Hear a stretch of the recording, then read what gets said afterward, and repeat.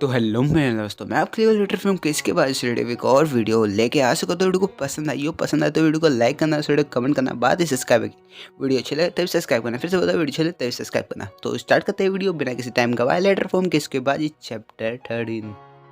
Chapter 13 की starting होती है, हम लोग को दिखाया जाता है हमारे बाजी को, जो कि भाई साहब उस जगह पे पहुंच चुका होता है यासुया कैदान के हाइड आउट में। और बस ये सब कुछ देखने के बाद चिफी और सब लोग शौक हो जाते हैं, जहाँ तक कि सातो भी भाई साहब कहीं परेशान लग रहा है। और हमारा चिफी अपने मन में कहता है, बाजी सान यहाँ कैसे आ गए। और भाई साहब हम लोग को दिखाया जाता है कि बाजी वहीं पे खड़ा हुआ होता है। यहीं पे सीन शिफ्ट होता है, अगले सीन में हम लोग देखते हैं कि वहाँ पे जो ससाकी और उसके साथ एक और बंदा था, वो भी वहाँ पे खड़ा हुआ होता है। और चिफी उनको देखने के बाद ये समझ जाता है और वो अपने मन में कहता है, ससाकी, कोइचू, क्या ये लोग बाजी-सान को यहाँ लेके आए हैं? क्या सच में? और ये सब कुछ देखने के बाद भाई साहब सब लोगों के भाई साहब पसीने छूट रहे होते हैं। वहाँ पे जो खड़े होते हैं ना यासुया केदार के बंदे, वो लोग भी भाई हमारे बाजी से रूबरू हो चुके हैं। और सब लोग बोलते हैं, बाजी-सान, बाजी-सान यहाँ पे कैसे आया? और यहाँ पे सीन शिफ्ट होता है। अगले सीन में देखते हैं कि भाई साहब सारी मूवमेंट हम लोग को दिखाई जाती है, किस तरह की वहाँ की मूवमेंट क्रिटिकल है। मतलब क्या ही क्रिटिकल कंडीशन में है भाई सब लोग। मतलब कोई गिरा पड़ा हुआ है, कोई पिटा पड़ा है, मतलब समझ रहे हो ना। सीन शिफ्ट करते हैं यहीं पे। हम लोग को दिखाया जाता है कोजीरो को, जो कि हंसते हुए कह रहा होता है, सच कहो तो मुझे बिल्कुल उम्मीद नहीं थी कि तुम यहाँ पे आओगे। फिर भी मुझे खुशी हुई कि तुम यहाँ पे आए। मुझे खुशी हुई कि तुम बिल्कुल नहीं बदले केसुके बाजी। और ये कहते हुए वो स्माइल कर रहा होता है। और शायद इन लोगों के बीच में कोई कांटेक्ट होता है, इसके बारे में आपको आगे पता चल जाएगा। जहाँ पे हमारा बाजी इसको रिप्लाई करते हुए कहता है, तुम अभी भी वही कमीने हो। तुम वो अभी भी वही कमीने हो जो किडनैपिंग, टॉर्चर जैसे काम करते हैं। तुम एक नंबर के कमीने हो। और ये बातें कह रहा होता है और हमारा जो चीफू होता है वो शौक हो जाता है, क्योंकि इन लोगों की ऐसी बातें सुन के, क्योंकि वो लोग ऐसे बात कर रहे होते हैं जैसे कि वो एक दूसरे को जानते हैं। और हमारे चीफू अपने मन में कहता है, बाजी सान, कोजीरो को जानते हैं। टोक्यो मंची गैंग और यासुया कैदान के बीच में कोई ना कोई डील हुई है, इसमें कोई शक नहीं है। और तभी हम लोग को दिखाया जाता है बाजी को, जो कि हमारे चीफू से बोलता है, ये चीफू सुनो मेरी बात। और हम लोग लिसन में देखते हैं कि चीफू को हमारा बाजी ऑर्डर देता है। वो कहता है, जल्दी से जल्दी बाकियों को इकट्ठा करो और यहाँ से निकलो, यहाँ से सलामत निकलो जल्दी। मैं कोजीरो को कुछ हिसाब बराबर करके आता हूँ। और ये कहते हुए हमारा बाजीस्तान मतलब कुछ ज़्यादा ही वेट फेस बना रहा था, मतलब सीरियस वाला। और ये सुनने के बाद चिफुई भी उसकी बात मान जाता है। यहीं पे सीन शिफ्ट होता है। अगले सीन में हम लोग देखते हैं कि कोजीरो ने अटैक कर दिया होता है हमारे बाजी के ऊपर। और बाजी उससे मतलब बहुत मुश्किल से बच जाता है, और भाई शायद उसकी टाई भी कट जाती है। और ये सब कुछ देखने के बाद चिफुई बोलता है, क्या कोजीरो इतना फास्ट है। और हम लोग को दिखाया जाता है कुछ खून के छिट्टे जो कि उड़ रहा होता है। और चिफुई ये सब कुछ देखने के बाद शौक हो जाता है। और अगले सीन में हम लोग देखते हैं भाई साहब कोजीरो की, तो भाई साहब क्या ही बोला जाए। भाई कोजीरो ने एक नाइफ निकाल रखी होती है, मतलब क्या ही बोला जाए, बड़ा अजीब है। मतलब हमारा क्या ही बोला जाए। और हमारा कोजीरो से कह रहा होता है, ये तो पिछली बार की तरह है पाजी सान। और भाई साहब इससे हम लोग को पता चलता है कि भाई कुछ ना कुछ तो इन लोगों के बीच में मैटर है। और बाजी सान की मतलब गाल से खून निकल रहा होता है। बाजी कहता है, क्या तुम्हारे अंदर दम नहीं है हैंड टू हैंड करने का, कमी है। और हम लोग को दिखाया जाता है चीफुयू को, जो कि भाई साहब बंधा हुआ होता है और इन चीज़ों से जूझ रहा होता है। और वो मतलब भाई चीफुयू जब बंधा हुआ है, लेकिन फिर भी तेज़ी से चिल्लाते हुए गाली दे रहा होता है कोजीर को। और कह रहा था, तुम कमीने लड़ाई में हथियार इस्तेमाल करते हो कमीने, रुक जा साले रुक जा। और भाई साहब ये मतलब चिल्लाते हुए कह रहा होता है। तभी वहाँ पे ससाकी आता है, हमारे चीफुयू को छुड़ाता है, छुड़ाने की कोशिश करता है। यहीं पे सीन शिफ्ट होता है। अगले सीन में देखते हैं कि चीफुयू को वो मतलब ससाकी छुड़ा रहा होता है। और उससे वो कहता है, जब आपको योशिदा को उन लोगों ने पकड़ लिया, यासुया कैदान वालों ने, तो हम लोग पुलिस के पास सीधे भागते गए। तभी हमारी केसुके बाजी से टक्कर हुई, हमने केसुके बाजी को ये चीज़ें बताई। और ये सुनने के बाद चिफुयू को वो मतलब कहते कहते वो यह कर देता है। और चिफुयू छूटते ही बोलता है, मुझे बचाने के लिए शुक्रिया आज के लिए, योशिदा को लो और यहाँ से निकलो।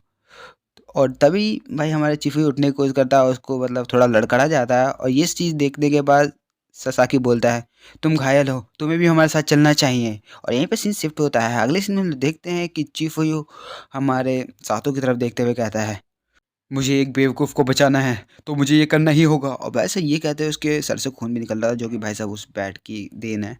और हम लोग को दिखाया जाता है चीफू जैसा आगे बढ़ता है, मतलब वो जो लोंडा होता है ना यासोया कैदान का, वो सीधे भाई साहब चीफू के लात मारते तक खिंचा के, भाई मतलब क्या ही बोला जाए, पसलियों पैर। यहीं पर सीन शिफ्ट होता है। अगले सीन में हम लोग देखते हैं वो भाई साहब चीनी ही था, मतलब क्या ही बोला जाए, चीनी चीनी थोड़ा था। मतलब चाइना का लग रहा है।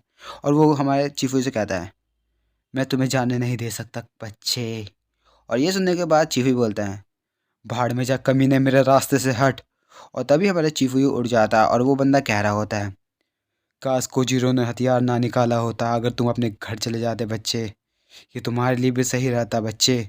और ये बातें वो जैसे कह रहा होता तभी चीफू उड़ता और सीधे उसके पेट पे लात मार देता और उसकी हालत टाइट कर देता है। और यहीं पे सीन शिफ्ट होता है और अगले सीन में हम लोग देखते हैं चीफू इस चिल्लाते हुए कह रहा होता है यासोया कैदान के सारे बंदों को, और कह रहा होता है, बेवकूफ़ो, मैं बहुत पहले ही यहाँ से भाग सकता था, लेकिन मैं इसलिए नहीं भागा कि मुझे अपने दोस्तों को साथ लेके भागने में खुशी होती। मैं घर भाग सकता था बेवकूफ़ो, ये तुम्हारी गलती है कि मैं यहीं पे हूँ। और भाई साहब ये चिल्ला रहा होता मतलब, और यासुया कैदान के बंदे ये बातें सुन रहे होते हैं। अगले सीन में हम लोग देखते हैं कि भाई साहब सातो पीछे से आके चीफू के भाई साहब गुद्दी पे मुक्का मारता है यार, मतलब क्या ही बोला जाए। और ये सब कुछ देखने के बाद चीफू भी शौक हो जाता है और बाजी भी शौक हो जाता है, क्योंकि वो भी इन चीज़ों से जूझ रहा होता है। लेकिन भाई सातो इतना कमीना निकल जाएगा क्या। चलो भाई सीन शिफ्ट करते हैं। अगले सीन में हम लोग देखते हैं सातो को, जो कि हमारे चीफू के सामने खड़ा होता है। और चीफू उसको देख के बोलता है, सातो तुम्हें क्या हुआ सातो। और तभी सातो उससे कहता है, वो भी चड्डी में खड़े हुए और कहता है, तुम यहाँ क्या कर रहे हो चीफू, तुम यहाँ क्या कर रहे हो चीफू, तुम कुछ नहीं जानते, यासोया कैदान का मैं एक हिस्सा हूँ बेवकूफ़। और ये बातें वो कह रहा होता है हमारे चीफू को, और यासोया के बंदे से एक शर्ट लेता है और वो पहनने लगता है।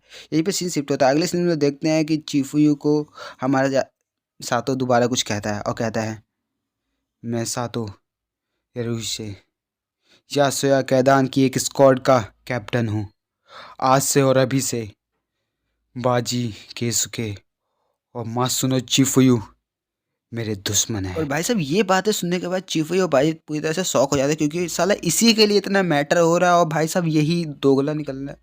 क्या ही बोला जाए यार। सीन शिफ्ट करते हैं और अगले सीन में देखा जाता है कि भाई साहब बाजी और कोजीरो की फाइट का सीन, जहाँ पे भाई साहब कोजीरो अपने नाइफ से फुल अटैक कर रहा था, बाजी उसको ब्लॉक कर रहा होता है।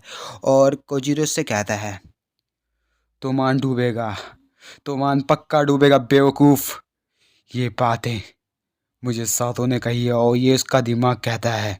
और ये सुनने के बाद बाजी कहता है, तो ये सही वजह है तुम्हारा टोक्यो मांजी गैंग से लड़ने का बेवकूफ़। और तभी वहाँ पे एक बंदा भागते हुए आता है, जो कि योसोया कैदान का होता है, और वो कहता है, कोजीरो कन, कोजीरो कन। और यहीं पे सीन शिफ्ट होता है। अगले सीन में हम लोग देखते हैं कि वो चिल्लाते हुए कह रहा होता है, पुलिस रास्ते में है, हमें इस जगह को उड़ाना पड़ेगा वरना पुलिस ने सबको पकड़ लेगी, जल्दी करो, जल्दी करना पड़ेगा हमें कोजीरो कन। और ये कहते हुए चिल्ला रहा होता है, लेकिन कोजीरो अपने ही नशे में होता है और वो बीच में जाता है और सब लोग भागने लगते हैं ये बातें सुनने के बाद। और वो कहता है, मुझे लड़ाई की कोई परवाह नहीं, ना ही उसके परिणाम की, लेकिन जब मैंने तुम्हारा फेस देखा बाजी, तो मेरे अंदर का शैतान जाग गया।